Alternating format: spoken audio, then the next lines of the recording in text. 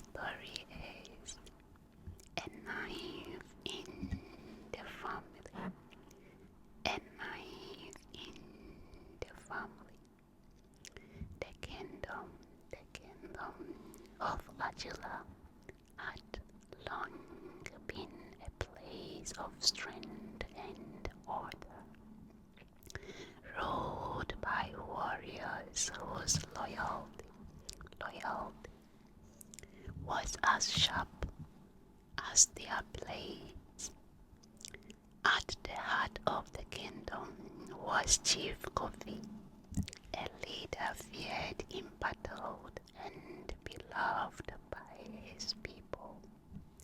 But even the mightiest tree must one day fall, and when Kofi was found dead in his chamber, the kingdom trembled. The kingdom trembled. At the center of it all were his two sons, Kwame, the elder, trained from birth to lead, and Osei, the youngest, fierce but restless, always living in the shadows of his brother.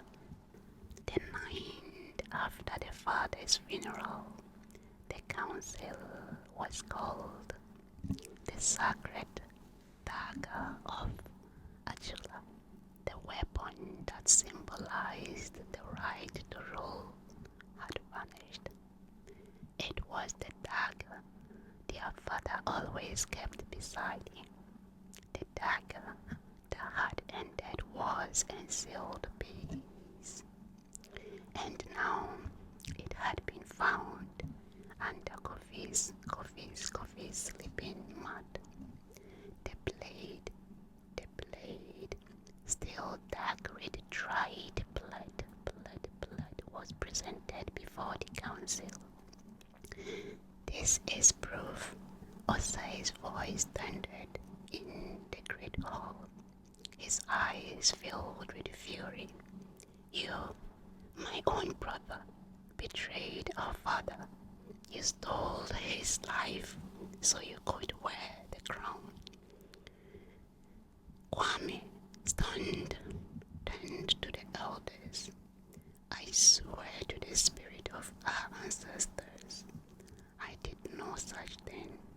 Someone is trying to turn us against each other. But the council was divided. Half of the elders whispered that the gods revealed the truth and that Kwame's fate was sealed. The other half warned that something more sinister was at play.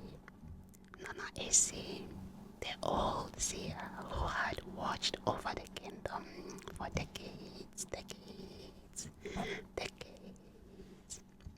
stepped forward.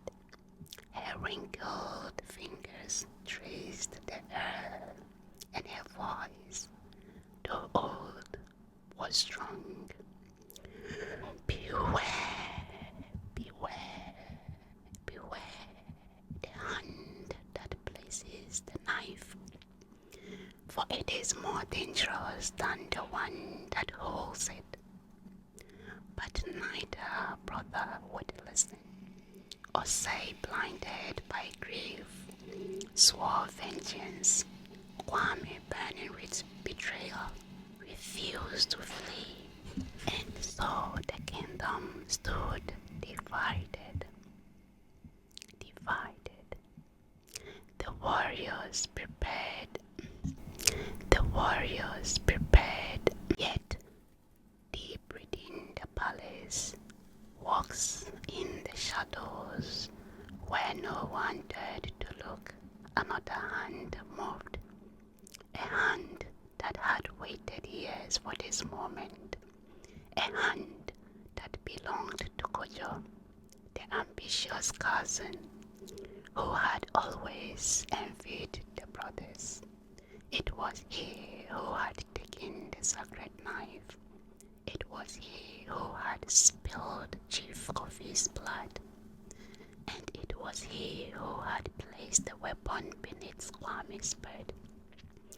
Kojo smiled in the darkness, listening as the brothers sharpened their blades, unaware of their true enemy. Had never faced them, but walked among them. The night before the battle, Nana Esi summoned Osei and Kwame one last time. If you do not seek the truth, you will only bath this land in the blood of your own king. Your father's true killer walks free. For the first time, thou would greet into Osei's heart, and for the first time, Kwame saw a flicker of hope. At dawn, the brothers met in the field, surrounded by warriors in painted shells and leather armor.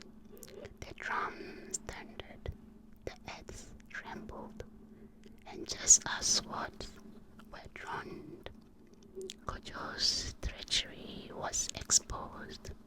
The traitor tried to flee, but justice in Ajula was swift. The brothers, now united, delivered vengeance, not for themselves, but for their father. Peace was restored, but scars remained. The lesson was clear. A knife in the family does more than spill blood, but it shatters bonds. And so for generations, the story of Kofi and Osei was told not as a tale of war, but as a tale of how love can easily turn to hate, and how dangerous a whisper can be when spoken into the right